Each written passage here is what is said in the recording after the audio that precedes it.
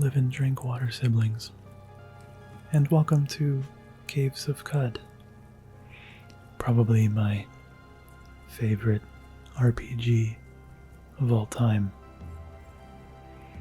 Let's start a new game where we will begin our adventure into the world of Cud, a world where creatures of all kinds are sentient, where the currency is fresh water, and whose historic inhabitants are gone, having left behind mysterious ancient ruins filled with their advanced technologies.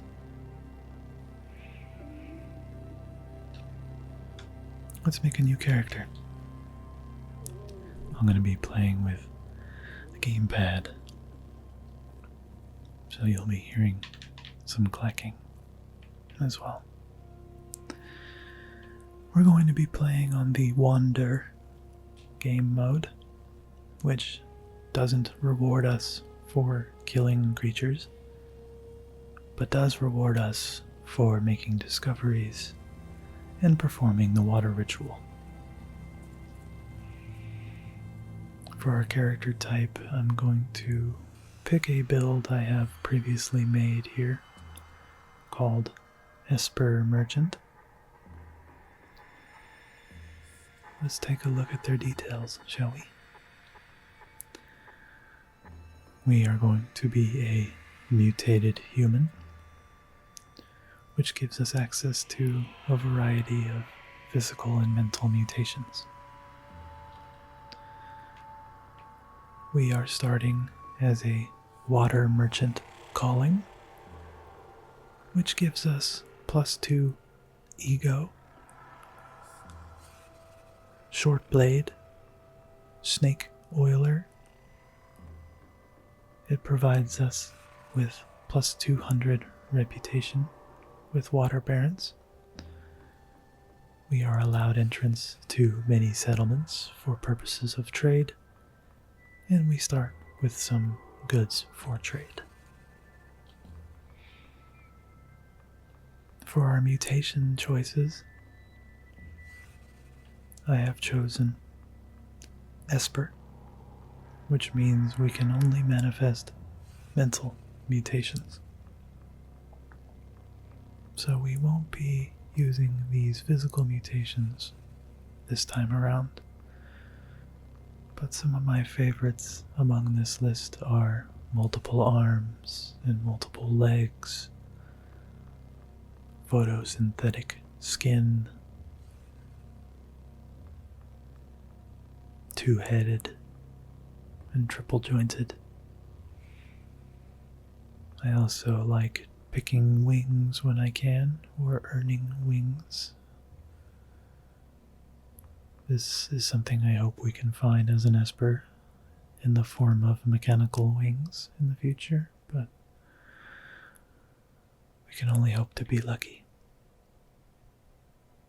So, let's look at the mental mutations we have chosen. We're taking clairvoyance. You briefly gain vision of a nearby area. We're also taking Sunder Mind. You sunder the mind of an enemy, leaving them reeling in pain. We're also taking Teleportation, which does just as it says on the tin. We have the option to choose some mental defects, like narcolepsy or amnesia. These will provide us with extra points to spend on other mutations, but we're not going to take any this time around.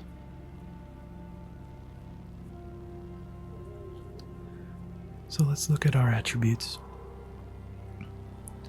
I have allocated these specifically. I sort of picture our character as a seasoned merchant. Perhaps they're old and not as agile as they used to be, perhaps a little frail, but they are intelligent, relatively strong, and have a high ego from their experience haggling with other merchants and people.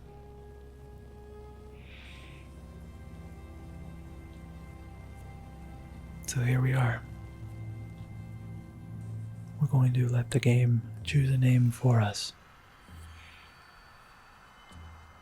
For our starting location, we're just going to start in Jopa, which is the standard starting settlement.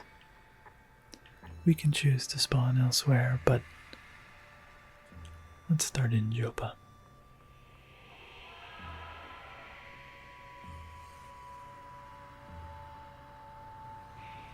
You embark for the Caves of Khud.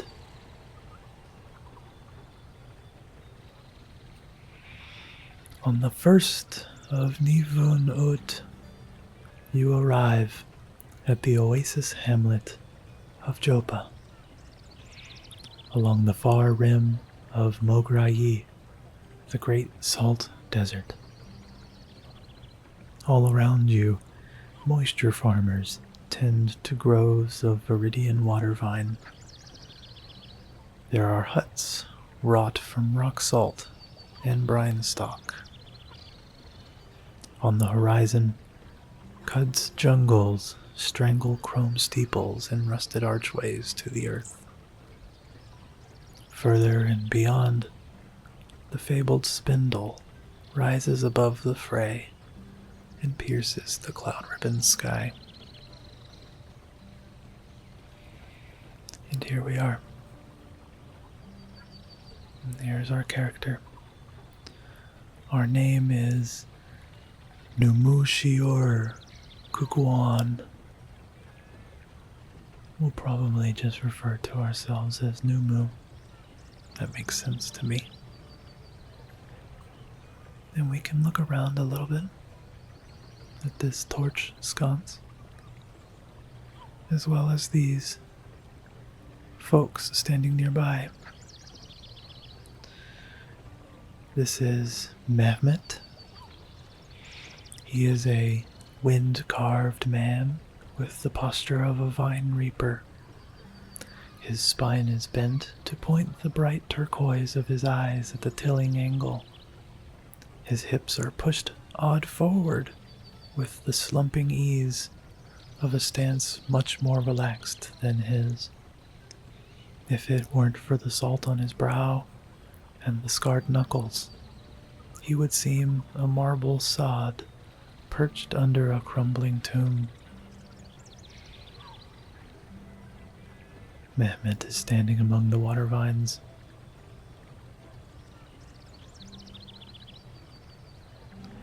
Nearby is a water vine farmer and mechanimist convert.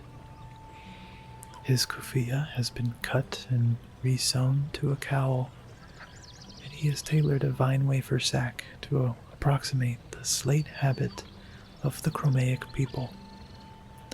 A sheaf of water vine bundled in copper wire is slung on his hip, and he rubs a salt-nailed thumb over a talisman of cracked circuit board.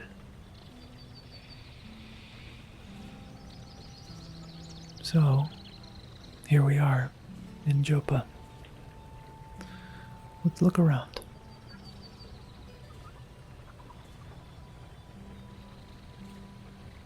There's the house. Ooh. Canteen of fresh water there. I shouldn't take it, though. Let's talk to this mechanimist convert. Wanderer, what of this premise? The heart is a machine, and our blood will harden to chrome for tomorrow creatures to polish. What do you mean? My stomach is in stirs. There are shapes in the margins of the canticles, chromaic, you see. I try to rotate them with my eyes. It wasn't until the flat of my vine reaper turned a trinket loose from the soil that I grasped it. Chrome! How to organize the beauty of the world. Is this the meaning of the Argent Fathers' word? Who are the Argent Fathers? I am no rector, understand, but they are the molders of Chrome, the gods under Shekinah who wrought metal edifices from the raw cassafessence.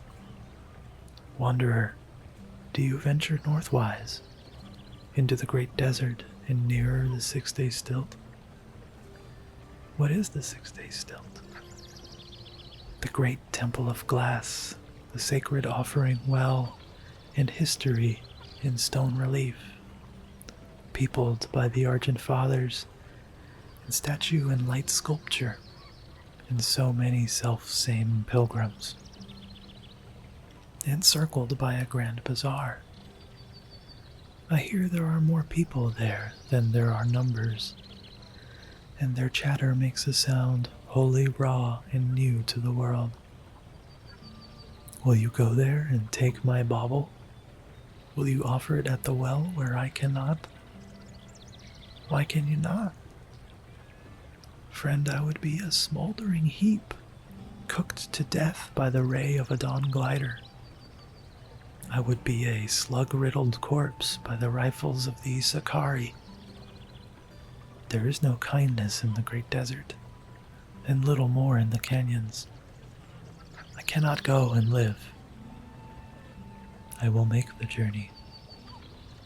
Moon and sun, friend, you have my deep and many-sided thanks. Here, take the trinket now, and if you're to ever return, let us visit again. Live and drink. You received an on-trinket. And our first quest, O glorious Shekinah. Excellent. Let's go talk to Mehmet. A water hand, I live and drink, traveler. I am called Numu.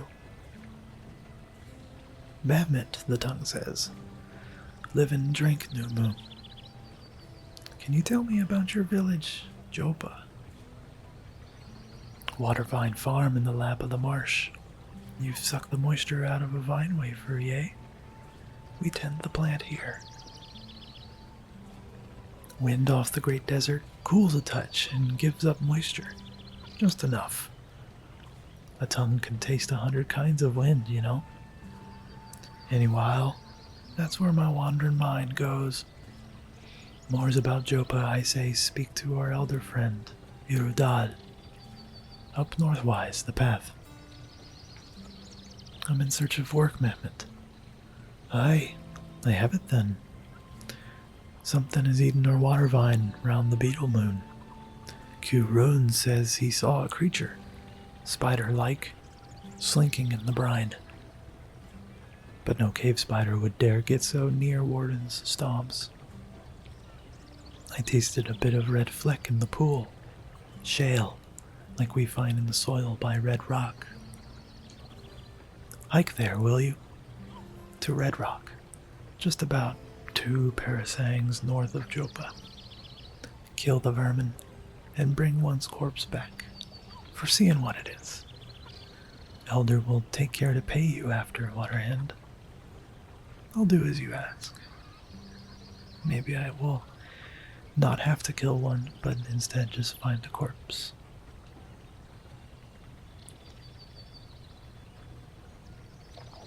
What's eating the water vine?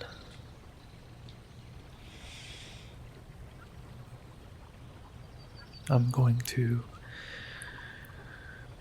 press the auto explore button to fill out this area for us. And we'll see what we find. Here we go. I have come across a vessel here that is depicting a scene from the history of Jopa.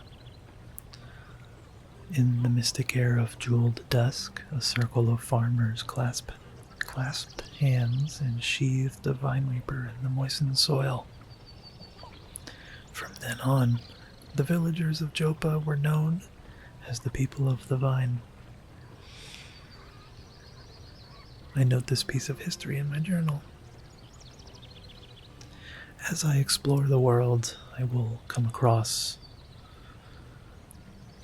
pieces of Cud's histories and religions like this engraved upon various objects, and noting them in our journal and keeping track of them will earn us locations on our map and various pieces of valuable information.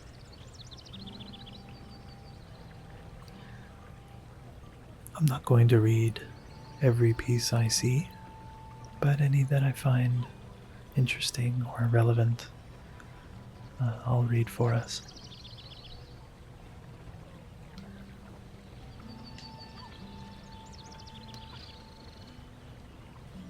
Looks like we have a water wheel here. A wet bazaar contraption. It's a common mill. So, let's go speak to Elder Irudad. Here we are. Elder Irudad. A warm smile spreads over an old face, freckled by time and a million crumbs of salt. He shrinks under a hunched back and drums the ground beneath him with a short and barb-crowned tail. A second pair of arms rise over the slump of his shoulders, where hands meet and fingers lace to form another face. This one vacant and prehistoric, no mouth and eyes desert white. Friend? Elder Irodad smiles. Live and drink. Come in, come sit neath the cool shade. Cross a pillow there and welcome to Joppa. You may drink our fresh water too and quench your thirst. What is this place, Joppa? This, the oasis hamlet, neath the shelf of the world. A million breaths of salt the wind heaves over the great salt desert Mograye, and to the east, the rotting jungles of Cud. Here in the crack between the two, water vine can grow, and we grow it, friend. Can you tell me about Cud? There. Land slopes up and is toothed in chrome steeples, ageless things, looming over the old earth tunnels, pillowed in rotting jungles and fungus groves, and broken against the mounts of the north they are, in the shadow of the spindle. There are people, friends, communities, and friends to no one, too. History is thick as the salt sun, friend. And where the past is ground up like Mott's meal, a mix of life sets in. Adventurous ones set off for their own splinter of artifact, to both fates, life and death. I'm looking for work. Work. Try Argive, friend, the tinker. Always looking for trinkets to wire between. Go through his hut of sheet metal to the southwest. Okay. Do you sell wares here? Here?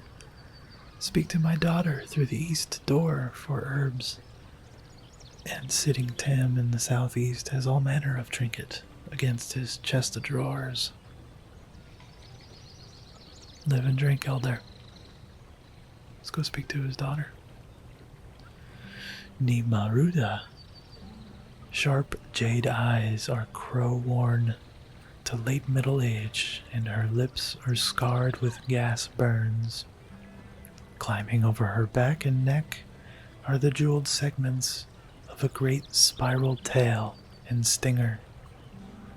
A bead of smoking gut juice gleams on the tip. Time and rest are the surest way to dress a wound, but my wares can help if you're in a hurry. What wares do you offer? Witch wood for pain, bandages for bleeding, yuckweed and honey for when your guts act up, cold caps when I can find them. Why not take a look? Sure? Oh, looks like we should probably buy some bandages while we're here. We have a decent amount of money.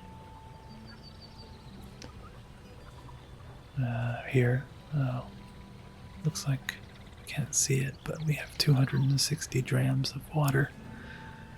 Let's just buy all these bandages for 13 drams. I will pony up 13 drams of fresh water. Thank you. Now that we've bought some bandages, let's look at our inventory. Here we are. We are wearing some cloth overalls, have a desert kris in our right hand, and a bronze dagger in our left. Here is all of our fresh water that we're starting with as a water merchant. Excuse me. And don't really have much else. We have some clothing to sell and some torches and grenades, which are nice. I'm going to equip one of these torches now in my left hand for when we need it. I'm going to extinguish it since it's still daytime. Thank you, Nima, for the bandages. I appreciate that. Who is this guy? Oh, sorry, this is a woman. Jordan Yairim. Big Yairim shifts her weight between hind and fore legs.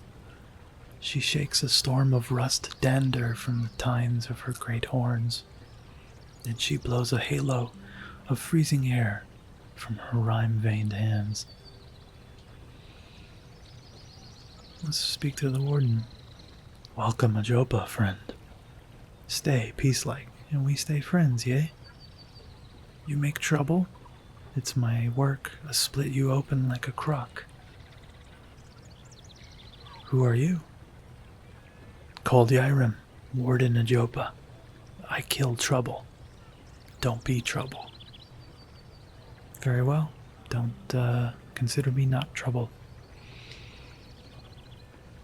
Well, let's go speak to Argive, since Elder recommended it. Here he is. His mushroom cloud of beard hair is powdered with all the abrasions of the trash sea. White lime, red iron, gold filament, opalescent shavings of the plastaglomerate, chrome joints and pieces of scrap crystal are hooked to pockets lining his torso, and one of his bushy eyebrows is perpetually cocked, though whether that's a symptom of an insatiable curiosity or forehead mutation is unknown.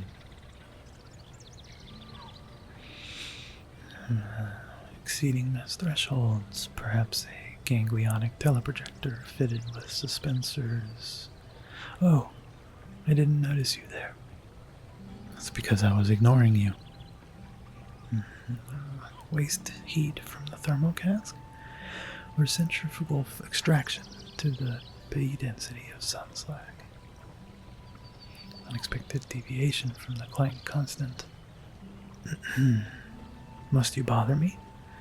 What are you, some sort of water freak? Fondren-eyed pilgrim? Arcanaut? Make yourself useful and fetch me a knick-knack from one of the caves, then. I may reward you. Where can I find a cave, Argive? There are caves everywhere, you dolt. Scoop the surface of the marsh, or head on east to the Rust Wells, or wander into the desert for all I care. Okay, geez. Thankfully, Since I'm a water merchant, I already have some items to give him. I'll give him these grenades. You're standing in my light. What do you want? I have your knickknacks, Archive. Please. Here, take this grenade. I gained a level. I'm now level 2. You are a useful one after all. Go fetch me another. Guess what? I have another grenade. Yes, I have completed the quest and am now level 3. Impressive, you. Maybe you're fit to poke around my workshop and swap scrap with me. I've been wanting another apprentice. So unfortunate about Scruff, what with the disembowelment and all. Take a seat there. Archive raises both eyebrows. Now, to screw the nut on the bolt with an explanation. I'm on the cusp, you see. A grand discovery. The weird wire conduit is near assembled, and once it is, we'll be able to chat with anyone in instant time. From here to the Eid Freehold. But before I can finish, I need wire, as much as you can find. At least 200 feet. Should be able to scavenge it from the rust wells. Okay. I guess I'm your assistant now. I'll fetch your wire.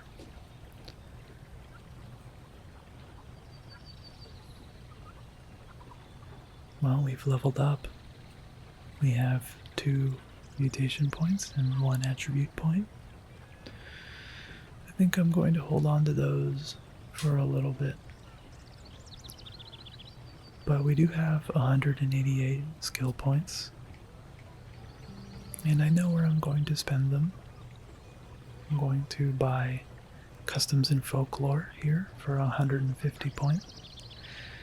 And this will earn us Tactful.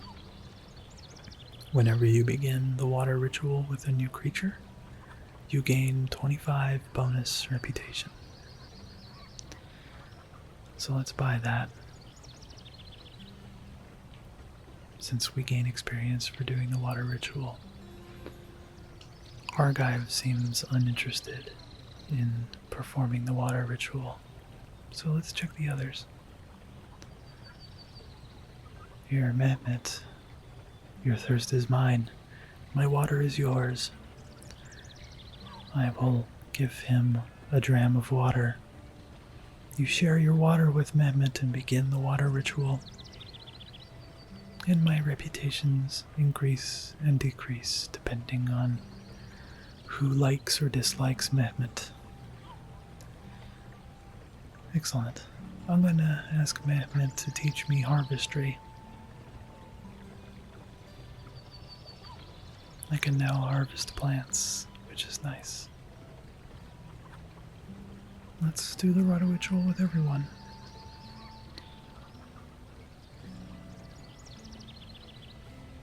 Live and drink, water sip.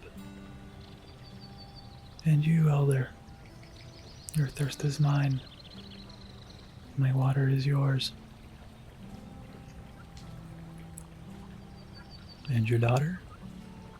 No.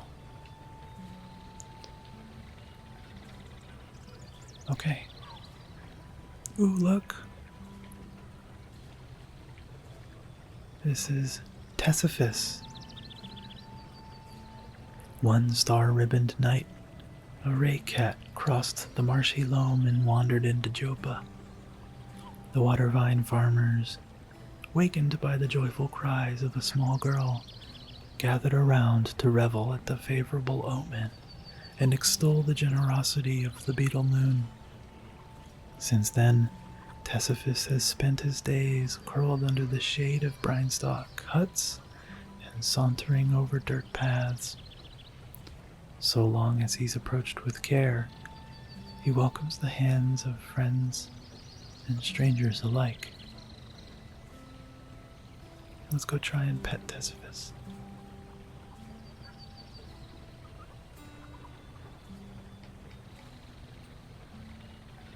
You pet Tesiphus. Tesiphus meows. You start to glow. I am now phosphorescent, radiating light in a radius of 3. That's pretty nice. Cool. Well, Argive wants us to head to the Rust Wells, which is east of us here. Here are the Rust Wells. Red kudzu vines take as their trellises, chrome wells bored into the earth. And we can travel there through this map, like this.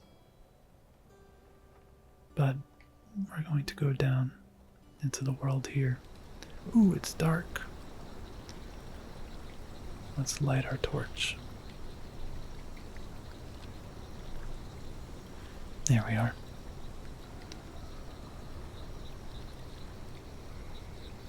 Now we can just wander east.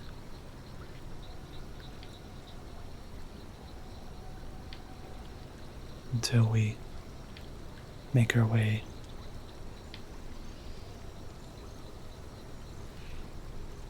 to the Rust Wells.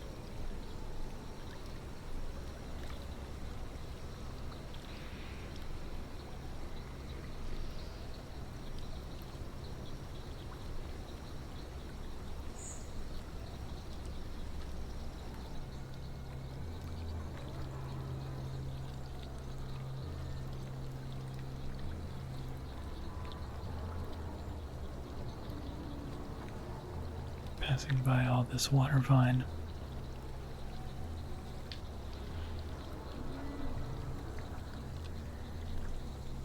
Among all the water vine and pools of water are dragonflies and glow pads, which is why we can see them in the darkness. And glowfish as well. We're just gonna pass them on by, continue making our way east. Oh, the sun is coming out.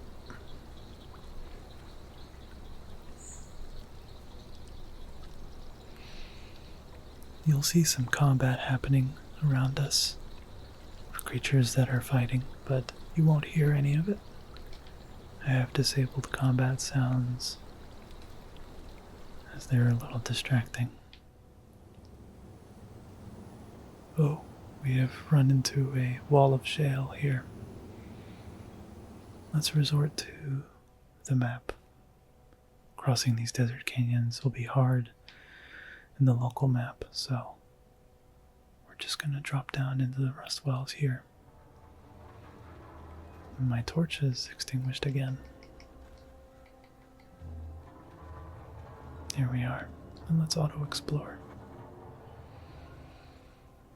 Some baboons are fighting.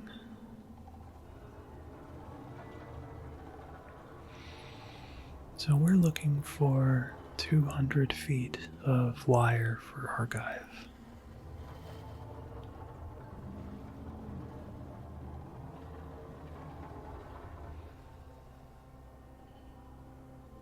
Here, I'm going to manually explore for a little bit.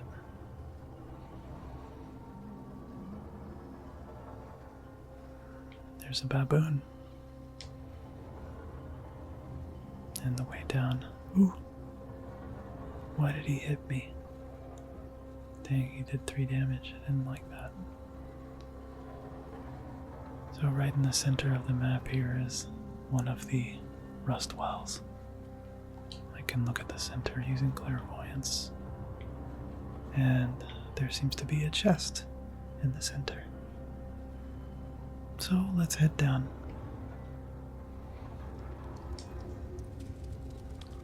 Oh dear. Kudzu is blocking my path. I don't like that. So let's clear it out a little bit. Very good. Oh, there's some wire. 50 feet of wire. Very good.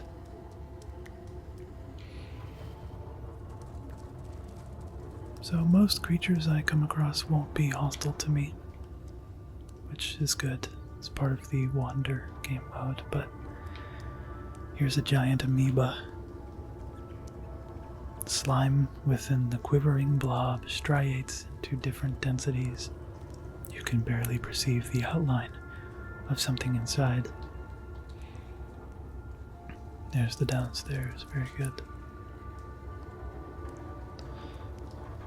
So, just going to auto-explore, hoping for some wire.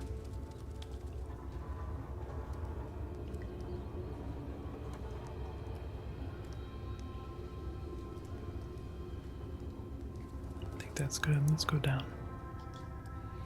Nice. There's some wire.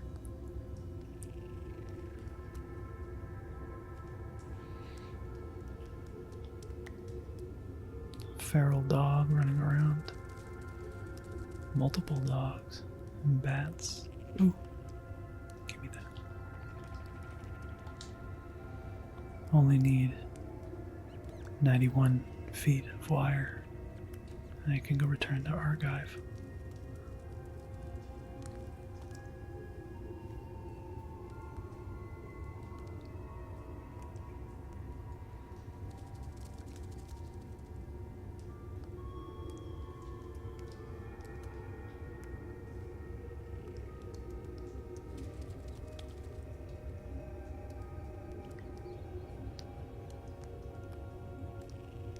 What are these creatures? Beetle bum. Bonnet blue wings contour to its abdominal balloon, puffed out to blimpish volume by the garbage it has eaten. Nice.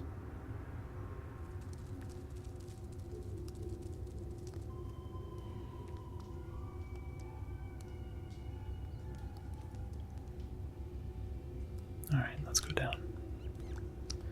Should be the bottom of this well. Oh, there's a kudzu on the floor beneath. Let's see if we can cut it down. I don't know how actually. If it's below me like this.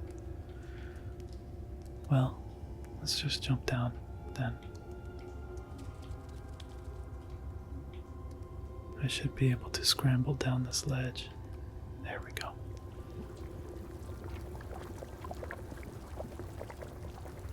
Oh, I'm hungry. So there's the stairs. Let's clear it.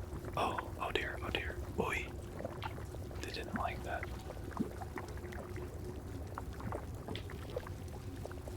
Let's check this chest. Take the skull. What's this artifact? A telescopic monocle. Grants a bonus to identifying artifacts. Yeah, let's wear that. Take a two-handed steel battle axe. There's also 100 feet of wire here. So there's my 200 feet of wire. Let's, whoops, apologies. Let's make camp and eat a little bit. You eat the meal. It's tastier than usual. 6 move speed. That's pretty nice. Let's just leave. We'll let the cannibal get through here. Oh, okay. The kudzu did not like me attacking them.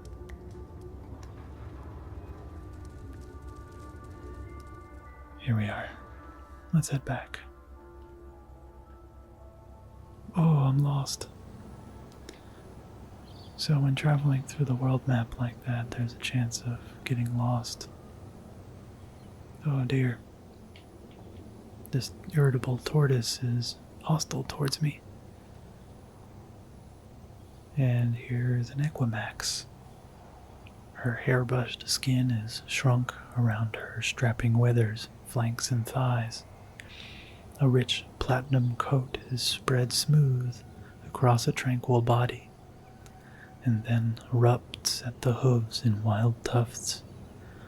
Across a long muzzle, mane tassels curtain her eyes. Beautiful description of these horse creatures. Who are these creatures? snapjaw scavenger. Tussocks of fur dress skin stretched over taut muscle. Upright he stands, but he looks ready to drop onto fours. His snout snarls and his ears twitch.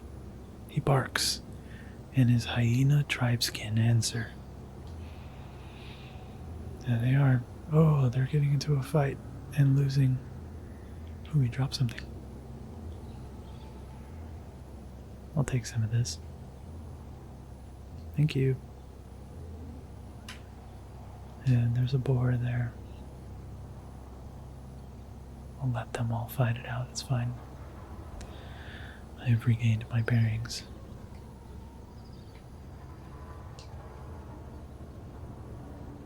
There we go. I discover a lair. Yeah, let's investigate it. Sweet. I discovered the lair of Hepatodal Folk, legendary glowpad. Let's see if we can find them.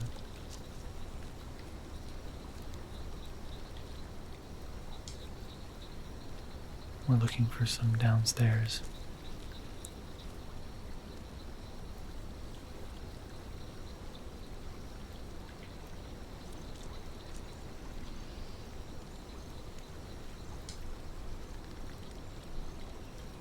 Yeah, let's try clairvoyance. Nothing. Oh, there's the stairs.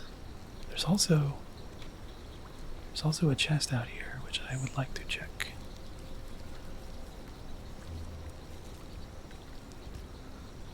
Chrome revolver. That's nice. I'll leave the short bow and go downstairs. Okay. Oh, nice. I'll take this weird artifact. Electro bow. Very good.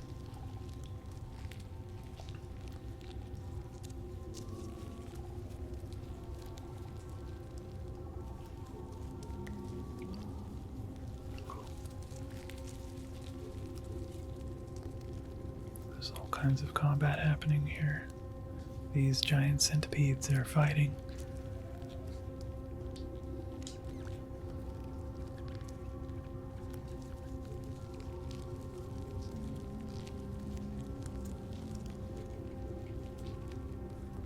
Take this bear jerky as well.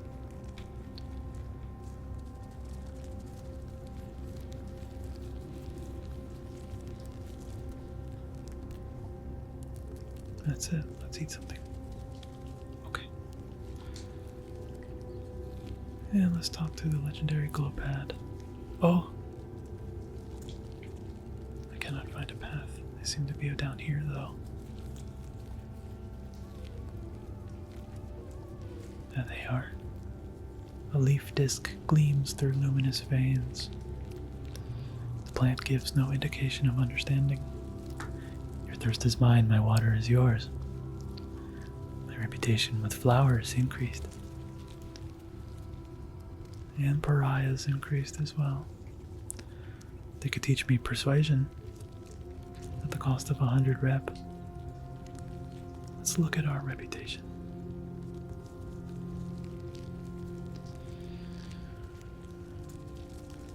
Looks like we have zeros pretty much across the board with the exception of a couple, like the Consortium Phyta and the Crackmensch. Dogs favor me.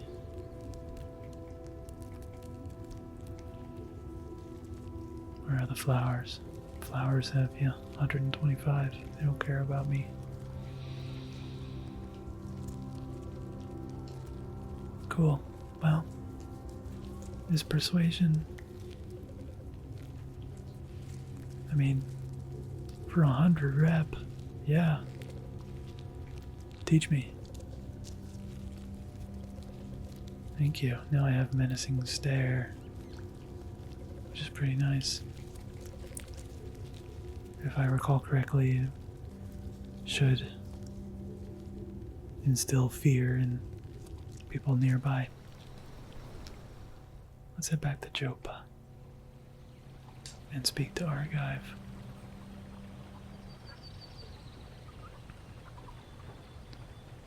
like the wire, Argive. Argive hoots. Yes, yes, beautiful wire. Oh, before I forget, I repaired an old recoiler for you. Use it whenever you wish to hop back to Jopa quickly. Now, give me a few moments to attach the wire. I will return.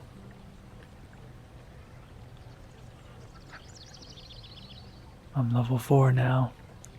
Level 5, even. Let's take a look. Ooh. This is great. We have 4 mutation points, which means we can buy a brand new mutation. Let's do it. I do want to spend 4 points. I'm definitely taking Beguiling. This is exactly what I was hoping for. You beguile a nearby creature into serving you loyally. I also have a choice of Precognition, which lets me peer into the near future, or Space-Time Vortex. You sunder space-time, sending things nearby careening through a tear in the cosmic fabric. Stepping into it, you may enter the vortex to teleport to a random location in Cud. A little too dangerous for my tastes. We're taking Beguiling. And now I can beguile creatures using a mental attack. That's awesome.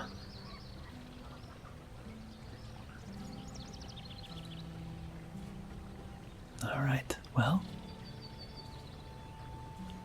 let us make camp, and we'll call it there. Let's whip up a meal.